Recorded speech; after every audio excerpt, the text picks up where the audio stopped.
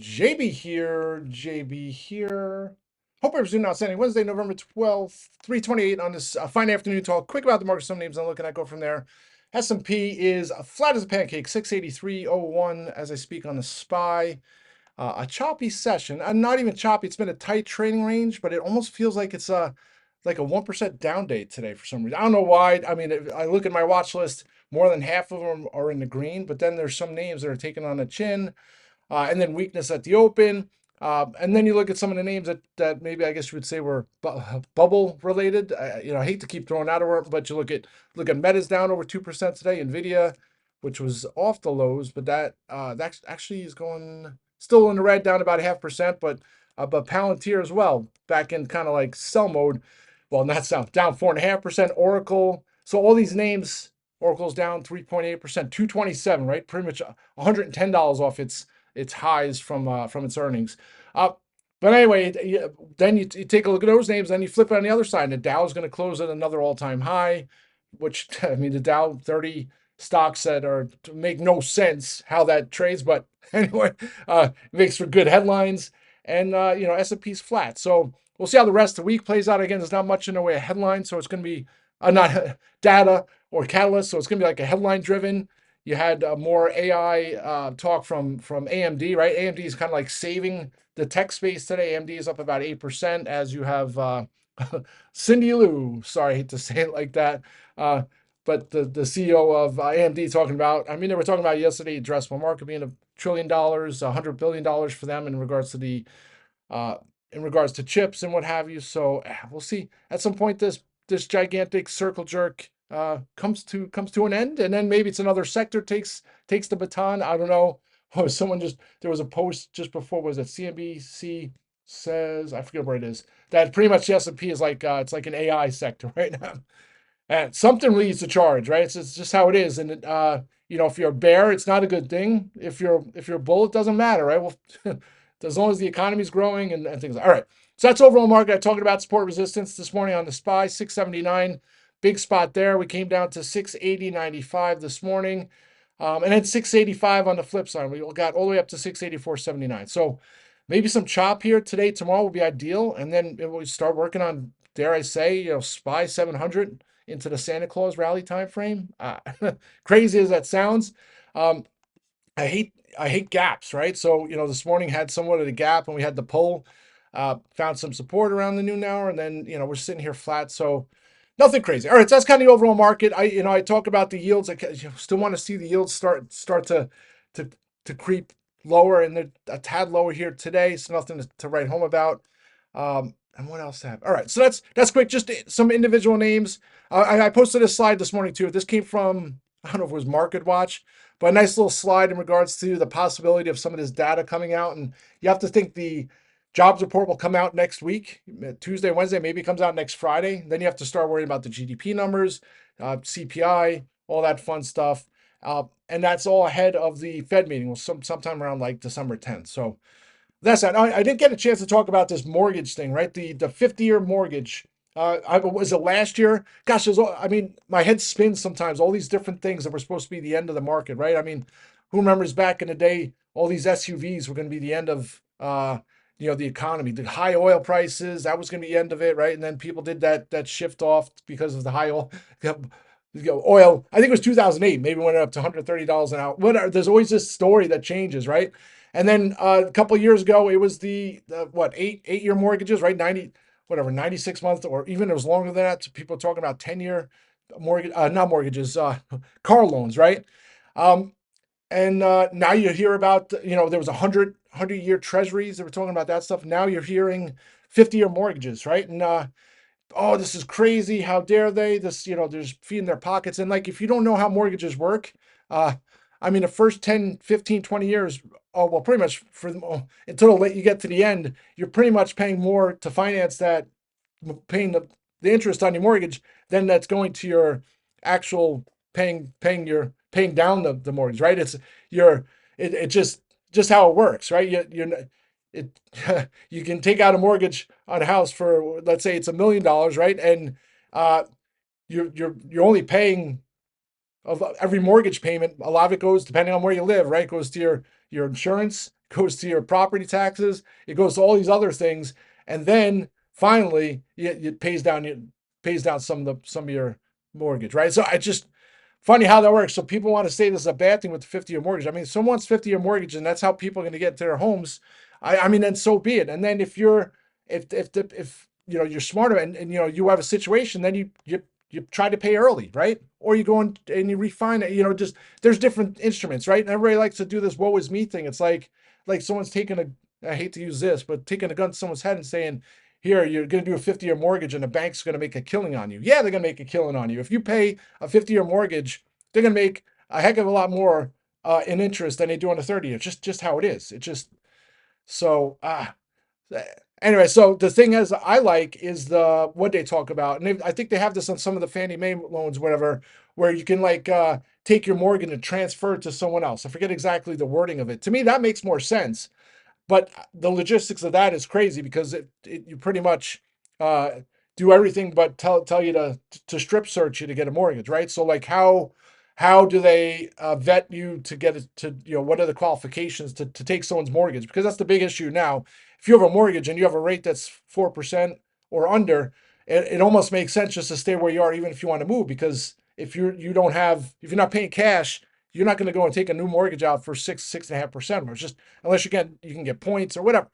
So that makes more sense. But anyway, this whole thing with the 50-year mortgage just makes more in my mind. It's more headline driven stuff, right? Just drives me nuts. All right, that's overall market. That's support resistance on the SPY. Just quick on individual names.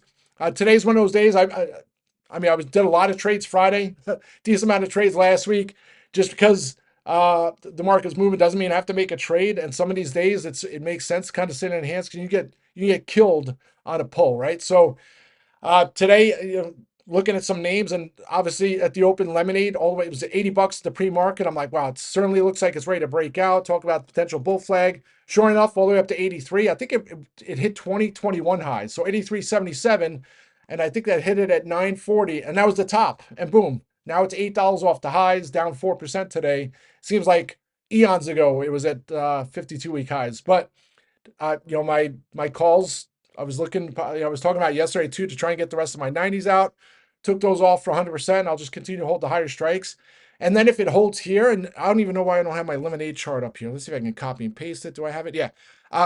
Maybe another day or two of consolidation. If it doesn't have some kind of crazy squeeze, and then you can make the case there's a bull flag, and you start taking a mast of that, right? And I'm not saying you take it full from $45, but you can make the case for $25 for the move to the next leg, which into the hundreds. All right, so that's lemonade. So lock those in. And then, this morning too, Reddit was looking great, 208, 209. Then it was over yesterday's highs. I think yesterday's high was 211, all the way up to 213. Again, 945. And then that was the top. Boom, reverse course, back down to $200. I just have a couple left in the 225s. I already locked most of them in. Locked some more in yesterday for 300%. Those calls were up nearly over 300% again earlier. But like, I'm not holding for 213. I'm holding for the break over 220. And we've seen what's happened with Reddit in the past. So held the rest of the last couple of those. So I'll continue to. And then my strikes for next week, we're getting close to a double. Almost was able to close some of those in to cover costs. Sure enough, 945, just sold off. So I'll just continue to hold those as well. Still think some kind of news catalyst, or even without some news, as long as the market finds footing, one of these days, Reddit's going to start to have that 15, 20% multi-day move. It's going to happen. So I'll continue to hold the strikes there. And then later in the day, Netflix. So I tried to do lottos on Friday. It's having its first split since 2015, I think it is. And some of these names, especially Netflix, which hasn't had many splits, run up into the split dates, right? Some of it is just people betting that there's going to be more investor activity when the stock gets split. And I think there was more impact back in the day because in 2015, there weren't many stocks that were over a couple $100. I think in 2008, I think I've told this story, there might be 4 or 5 stocks that were in the hundreds on all the exchanges. CME was one of them. And I traded CME, was a $700 stock back in the financial crisis. It went down to $300. I remember playing that one on and off. But that's how I know, because I was looking back in the day of the options, there was only monthly option expirations. So I was looking for 3-digit stocks that had some ability to make some money on some swings. So because of that, I think when you look in 2015, there were still not a lot of stocks in the triple digits. But because of that, more investors were more apt to trade stocks that were under it. It was that perception. So, you had a lot bigger swings into those splits. And I mean, you still do, but I still thought Netflix would have some kind of ramp up into the split. And the split effective date was Monday. Well, not the effective date. Uh, I'm trying to figure the wording, but the actual split's not happening until next Monday. So I've been waiting. I was even watching yesterday, and then today I'm just watching, reversing course. The stock's holding up regardless. The market, even on some of these little dips, the stock was holding up. So I'm like, it's going to go. Got those. I was looking for some inexpensive strikes, a risk reward basis. I mean, there's $65 out of money with two and a half days left to expiration. That's not inexpensive, but relative to where I think Netflix might be able to go, I've said, oh, it looks good on a risk reward basis, added those strikes, and then boom, took off, closed some out for a little close to 100%, then more out for 100%. And those calls are they up to 200% now? But Netflix is right here at 1163. Well, they're $1.80, so they're getting close to being up 200%. So take a look at the chart, and third time a charm over this 200-day moving average, 1129. It closed above that yesterday. And now you look at a 50-day moving average right there at 1178. So maybe it gets to 1175 tomorrow. I might lock some more in right before the bell here, or well, I'll probably just hold them into tomorrow because it's not like it's a huge move today. I mean, for Netflix, I guess 2% move is pretty big, but I think it could start to look to that 1200 handle. So if that happens, then you start looking at 1205, 1210 happens quick. Those calls that were inexpensive are going to be $5, $6, $10. So I'll probably just hold those. Great story. I always love Netflix. If you've been in this room for a while, some of you haven't been here 14 years or whatever, but Netflix, one of my best trades back in 2013, way before the splits. And there's always been bears on it. And, I bring this, I think I posted on FinTwit earlier today. Zero Hedge used to talk about their off the balance sheet debt obligations, Netflix, right? This is before Netflix was starting to do their own content. People thought they were crazy, right? And of course, they were crazy because they split off their Quickster, right? They were beaten to death once the streaming side started to take off, and they said, "Oh, we're gonna quit this mail to home business," and then the investors punished it. But so there was a bad stigma attachment to Netflix. But the Zero Hedge, back when I used to follow them, they blocked me on Twitter. They used to talk about all this billions and billions of dollars that was kind of like hidden that the investors don't see. At some point, when they don't generate profit, that's going to come to roost, and they're going to be bankrupt, right? And they always talked about that. And of course, we're eons away from that. Now Netflix is just a monster. But it's funny that there was always that perception, and it was always hard to trade the call side. People like crazy, are you crazy? And now it is a streaming service that's such a large company. Remarkable stuff. It was hitting highs here. But anyway, I think it trades north to $1,200, so there's a possibility. So I'll hold the rest of those strikes there. And I think that's it. We have 20 minutes to the close. Oh, SERV Robotics after the close here today. I love the name. I love the story. I can go on a 50-minute rant here on the reasons why I think it trades substantially higher in the coming weeks and months. But all that is a moot point if depending on what the market does, right? And there's a lot of shorts on SERV Robotics, so they might be able to punish it here today after the close on earnings, even if there's positive updates. So instead of me trying to bang my head against the wall trying to trade this, I'll just hold the December strikes. I was hoping to lock some in to cover costs. Yesterday, and today, but not going to get that chance. So I'll just continue to hold those. I still have some strikes into next year as well. So, obviously those are well off the highs, but those are all locked in profits and freebie. And, I was starting to look at some further out strikes, like, the Junes, right? And then, you start looking at risk reward.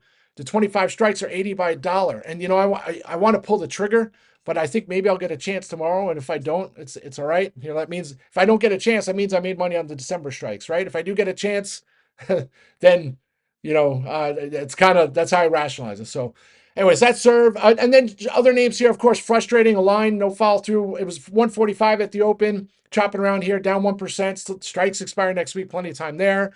Solar Edge, all the way down to 42 and change, held that. I'll just continue to hold those strikes. Freebies with profits already, so no sense trying to time this because I think it can go on another epic squeeze, whether it's tomorrow, Friday. And then RH, right? And RH, another name. At some point, it has these moves, and maybe it gets an analyst upgrade tomorrow and think could be up 10%. So I'll just continue to hold those lottos. And that's it. Let's have a great day. I'll be back. Rock and roll.